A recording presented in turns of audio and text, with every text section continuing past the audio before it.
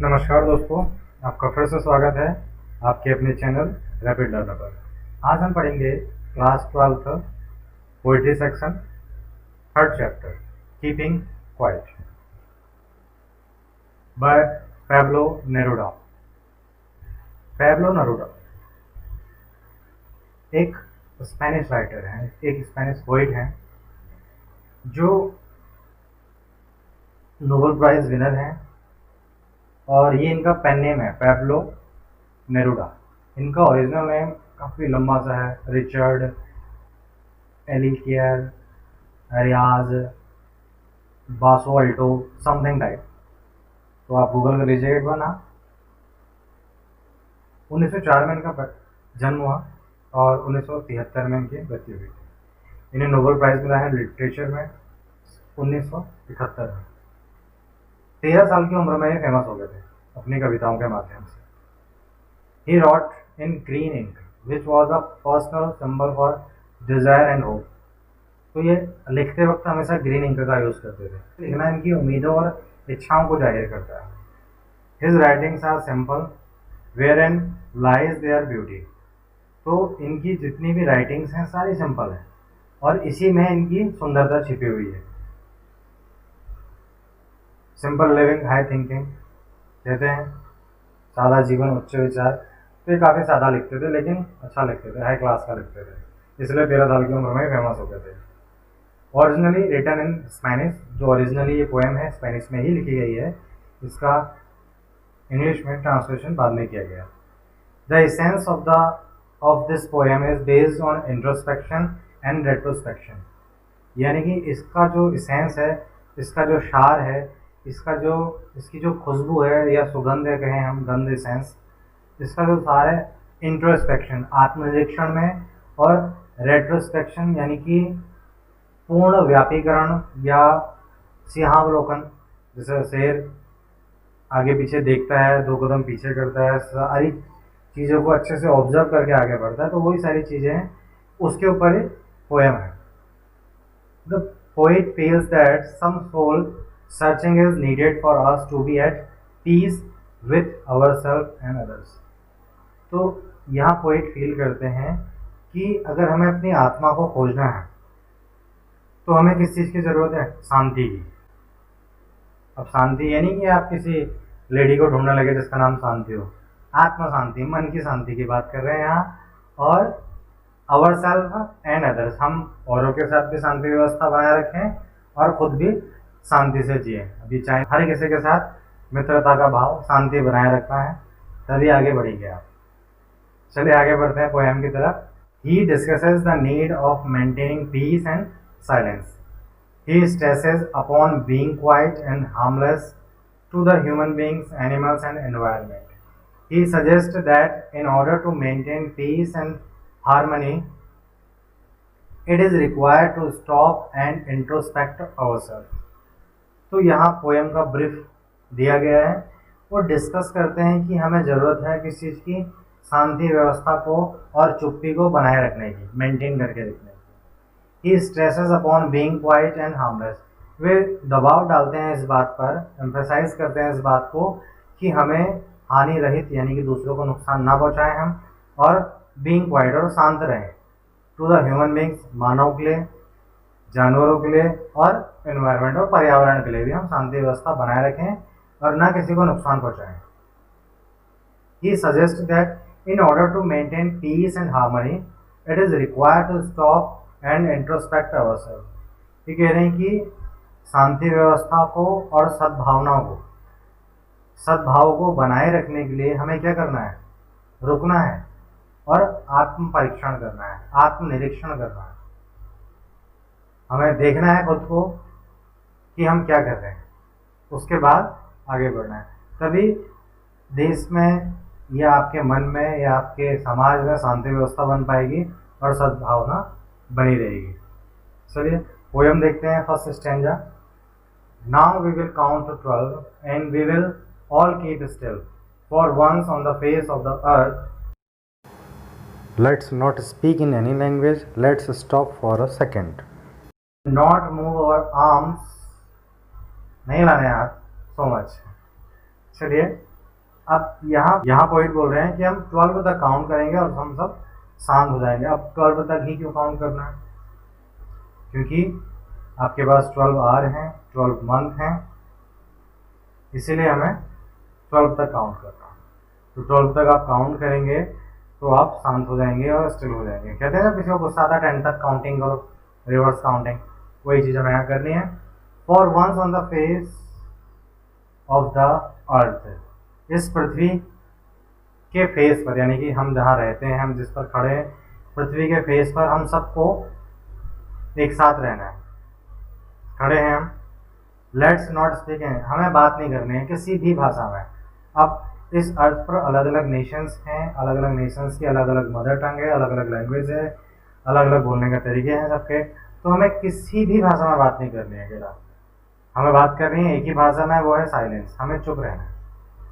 Let's stop for 1 second, चलिए 1 second के लिए चुप हो जाते हैं। And not move our arm so much, और हमें अपने हाथ भी नहीं हिलाना है, चुपचाप खड़े हो जाना है 1 सेकेंड के लिए, किसी भी भाषा में बात नहीं करनी है। ऐसा क्यों कह रहे हो? ताकि हम अपना इंट्रोस्पेक्शन कर सकें। बढ़ते हैं नेक्स्ट स्टेंजा की तरफ। नेक्स्ट स्टेंजा पे बढ़ने से पहले हम देखते हैं इस स्टेंजा में कि बहुत सारे फिगर ऑफ स्पीच का यूज़ किया गया है, लिटरेरी डिवाइसेस का यूज़ किया गया है।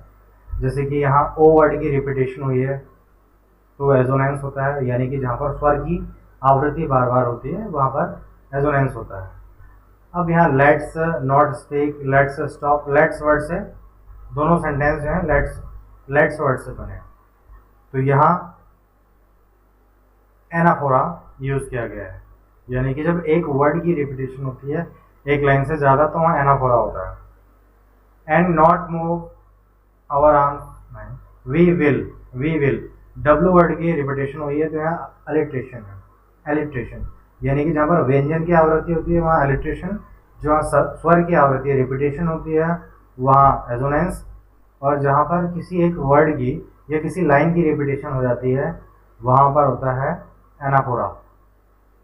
सेकेंड स्टेंजा पे पढ़ते हैं, तो यहाँ हम देखते हैं second stanza. It would be an exotic moment without rush, without engines, we would all be together in a sudden strangeness, fishermen in a cold sea would not harm whales, and the man gathering salt would took at his hard hands। तो यहाँ बोल रहे हैं कि एक exotic moment होगा, exotic एक ऐसा अनोखा विचित्र सा पल होगा हमारे लिए, विदाउट रश, जब कहीं कोई भाग दौड़ नहीं होगी, सब शांत खड़े होंगे, सिर्फ 12 तक काउंट करेंगे 1 सेकेंड के लिए, विदाउट इंजन, कोई इंजन नहीं चलेगा। जैसा भी आपने देखा होगा लॉकडाउन लग गया, पूरा वर्ल्ड ही लॉक हो गया था, ना कोई गाड़ी चल रही है ना कुछ, इतनी एक अजीब सा मोमेंट, एक एक्सोटिक मोमेंट, एक विचित्र सा मोमेंट हो गया था हमारे सामने। तो ये उसी विचित्र मोमेंट की बात कर रहा है। We would all be together, हम सब साथ होंगे, इन अ सडन स्ट्रेंज, एक अलग ही प्रकार की एक विचित्र सी एक अनोखी सी एक बॉन्डिंग होगी हमारे बीच में, हम इतने दूर होने के बावजूद भी सब एक साथ होंगे। Fisherman in cold sea would not harm whales, अब जो फिशरमैन हैं, जो मछुआरे हैं, वे समुद्र में जाके मछलियों को हार्म नहीं करेंगे, वेल्स को हार्म नहीं करेंगे, यानी कि कोई भी अपनी रोजी रोटी के लिए किसी दूसरे को नहीं मारेगा, अपनी रोजी रोटी कमाने के लिए दूसरे का खाना नहीं छीनेगा, दूसरे की हत्या नहीं करेगा। And the man gathering salt, और जो आदमी सॉल्ट इकट्ठा कर रहे हैं, नमक इकट्ठा कर रहे हैं समुद्र के किनारे, would look at his hurt hand, अपने जख्मी हाथों को देखेंगे, जो उनके हाथों में इंजरीज हो गई हैं, यानी कि वो कह रहे हैं कभी यहाँ कि एक ऐसा मोमेंट होगा जब कोई भी काम नहीं कर रहा होगा, इंजन्स की कोई आवाज़ नहीं होगी, कोई रश नहीं होगा, कोई भीड़ नहीं होगी, तो एक अजीब सा मोमेंट होगा, एक अनोखा विचित्र सा, और हम सब इतनी दूर होने के बावजूद, सबसे दूर होते हुए भी एक साथ होंगे। कोई भी अपनी रोजी रोटी के लिए किसी की हत्या नहीं करेगा या किसी और पर्पस के लिए काम नहीं करेगा कुछ टाइम के लिए, और जो लोग जख्मी हैं वो अपनी दुख दर्द को देखेंगे, यानी कि इंट्रोस्पेक्शन का टाइम है ये सब। तभी हम देख पाएंगे कि हम कर क्या रहे हैं, क्या सही है क्या गलत है। जो आजकल सिचुएशन है सेम उसी सिचुएशन की बात हो रही है। चलिए आगे बढ़ते हैं थर्ड चैप्टर पे। हाँ, यहाँ भी हम देखते हैं कि इलेक्ट्रिशियन का यूज हुआ है। W वर्ड की रिपीटेशन, V वुड, तो यहाँ भी इलेक्ट्रिशियन है। नेक्स्ट करते हैं third stand, those who prepare green Wars. तो उन लोगों की बात कर रहा है जो ग्रीन वॉर्स के लिए तैयार है, यानी कि पर्यावरण को इफेक्ट कर रहे हैं। वॉर्स विद गैसेस, जो गैसेस से लड़ना चाहते हैं, जो बम की बात करते हैं। वॉर्स विद फायर, जो आग से युद्ध करना चाहते हैं, यानी कि ये सारे सिविल वॉर अटैक्स, बम, हिरोशिमा और मिलिट्री किसी के ऊपर फायर कर दी, जंगलों का कटान, डिफॉरेस्टेशन कर दिया, ये सारी चीज़ें जो इस प्रकार से लड़ाई करना चाहता है। विक्ट्री विथ नो सर्वाइवर, ऐसी जीत का क्या फ़ायदा जब कोई सर्वाइव करने के लिए ही नहीं बचेगा। ऐसी लड़ाई का क्या फ़ायदा। Would put on clean clothes and walk about with their brothers in a set doing nothing. ये कह रहा है कि ऐसे सभी लोग सब भूल जाइए, क्लीन क्लोथ्स, नए साफ सुथरे कपड़े पहनिए, walk about with their brothers, अपने भाइयों के साथ वॉक कीजिए, समय बिताइए, इन अ शेड, पेड़ों की छाँव में टहलिए। जैसे आपने पार्क का सीन देखा होगा, कुछ बुजुर्ग लोग वाइट कुर्ता पजामा पहन के वॉक करते हैं, या किसी एक गांव का सीन देखा होगा आपने, सभी लोग शांति व्यवस्था बनाए रखते हैं। तो उस सीन को आप देखिए माइंड में, तो उस मोमेंट की बात कर रहा है कि सभी आपके भाई हैं, अपनी दुश्मनी भूल जाइए, सभी से प्यार से, सभी को प्यार से ट्रीट कीजिए, सफ़ेद या साफ नए कपड़े पहनिए और समय बिताइए, उनके साथ वॉक कीजिए, डूइंग नथिंग, कुछ नहीं करना है, सिर्फ वॉक करनी है, आपको सिर्फ टहलना है उनके साथ। What I want should not be confuse with total inactivity. ये कह रहे हैं कि जो मैं कहना चाह रहा हूँ कि आप उस चीज़ से कंफ्यूज मत होइए। ऐसा नहीं कि कुछ काम करना नहीं है, सब काम धंधे छोड़ के बैठ गए अपने, कि भाई कह दिया है पेबुला नेरूडा जी ने कि हमें भाईचारा निभाना है, हमें कुछ करना ही नहीं है। नहीं, ऐसा नहीं कहा। उन्होंने कहा कि आप अपने काम भी कीजिए, लेकिन जो आपका भाईचारा है, यानी कि समय निकालिए सबके लिए, शांति व्यवस्था से रहिए, उनके साथ काम अपना करते रहिए। आप ऐसा कोई काम ना कीजिए कि किसी सामने वाले को नुकसान हो। Life is what it is about, I want no truck with death. कह रहे ज़िंदगी क्या है, जीने का ही नाम ज़िंदगी है, ज़िंदगी के बारे में ही तो है। I want no truck with that, मैं किसी ट्रक के नीचे आकर मरना नहीं चाहता हूँ। आगे बढ़ते हैं नेक्स्ट स्टैंजा पे। If we were not so single-minded about keeping our lives moving, and for once could prepare a huge silence, might interrupt this sadness of never understanding ourselves and of threatening ourselves with death. अब यहाँ नेरूडा जी कहते हैं कि if we were not so single minded, अगर हम इतने single minded नहीं होते about keeping our life moving, हम सिर्फ अपने बारे में सोचते हैं कि मुझे ये भी करना है, मुझे ये भी करना है, आगे बढ़े जा रहे हैं, किसी के लिए समय नहीं आपके पास, मल्टी सिटीज़ में रह रहे हैं, भाग दौड़, किसी को किसी से कोई मतलब नहीं है। And for once could perhaps a huge silence might interrupt this sadness of never understanding our self and of threatening our self with death. तो यहाँ बोल रहे हैं कि हमारे माइंड में सिर्फ एक ही चीज़ है, हम सिंगल माइंडेड हैं, सिर्फ अपना, सेल्फिश, अपनी फैमिली, हमें अपने भाईचारे से, हमें पड़ोस से, किसी से कोई मतलब नहीं है, लाइफ आगे बढ़नी है बस। शायद हम इस चुप्पी को कभी ना समझ पाए, क्योंकि हमारे पास समय ही नहीं है, हम आगे ही बढ़ने में लगे पड़े हैं। माइट इंटरप्ट दिस सैडनेस, कह रहा अगर हम शायद कुछ पल के लिए ठहर जाएं, रुक जाएं, तो ये जो हमारे अंदर की सैडनेस है, हमारा जो अकेलापन है, शायद दूर हो जाए।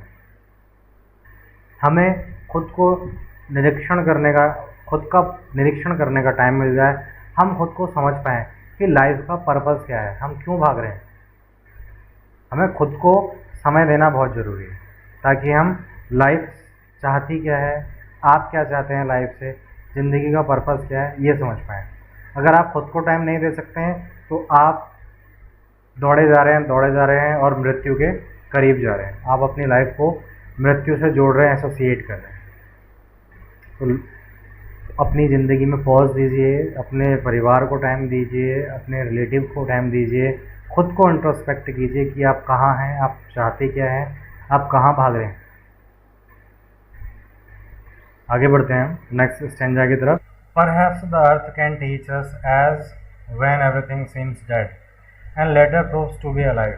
Now I will count up to 12 and you keep quiet and I will go. अब यहाँ पॉइंट हमें सजेस्ट करते हैं कि शायद ये अर्थ हमें कुछ सिखाना चाहती है। When everything seems, जब सब कुछ डेड नज़र आता है, सब कुछ मृत नज़र आता है, later proves to be alive, और कुछ समय बाद सब जीवित हो जाता है। इसका क्या मतलब है? यानी कि जो अर्थ है ये भी अपने सीजन्स चेंज करती हैं, ऋतुएं चेंज होती हैं इसकी। अब विंटर में सब कुछ ऐसा लगता है शांत सा, डेप्थ, सबके ऊपर बर्फ़ जमी हुई है, ना कोई चिड़िया की चहचहाहट सुनाई देती है, सब वृक्ष पेड़ों के ऊपर बर्फ़ जमी हुई है। लेकिन ये जो मोमेंट है, ये जो विंटर सीज़न है, ये भी बसंत ऋतु में कन्वर्ट होता है। सारे पत्ते, सारे वृक्ष दोबारा से हरियाली आती है, सारे बर्ड्स की चहचहाहट सुनाई देती है, दोबारा से वो रौनक आ जाती है लौट कर। तो वही चीज़ की बात कर रहा है, शायद हम इससे कुछ सीख पाएँ, शायद अर्थ ही हमें कुछ सिखा पाए। और हमारे सामने सिचुएशन भी आई है, फिर से मुस्कुराएगा इंडिया, देखा होगा आप सभी ने। वही चीज़ यहाँ डिस्कस की गई है, यानी कि एक पोएम अभी की नहीं लिखी गई है, लेकिन हिस्ट्री अपने आप को रिपीट कर रही है। ये बातें बहुत पहले लिखी जा चुकी हैं, जो आपको समझाई जा रही है। Now I will count up to 12, you will keep quiet and I will go. Neruda ji हमसे कहना चाहते हैं, आप समझ रहे हैं। आजकल टीवी में एडवर्टाइज आ रहा है काफ़ी अच्छा सा कि कौन बनेगा करोड़पति की टैगलाइन देखी होगी आपने। सेटबैक का जवाब कम बैक से दीजिए, बैठिए थोड़ी देर, सोचिए और वापस से कम बैक कीजिए। ये चीज़ों को सुधारने के लिए कुछ ब्रेक दीजिए अपनी लाइफ को, देन आगे बढ़िए। Now I will count up to 12 and you will keep quiet and I will go. अब आप 12 तक काउंट करेंगे, 12, 11, 10, 9, 8, 7, 6, 5, 4, 3, 2, 1। Bye bye.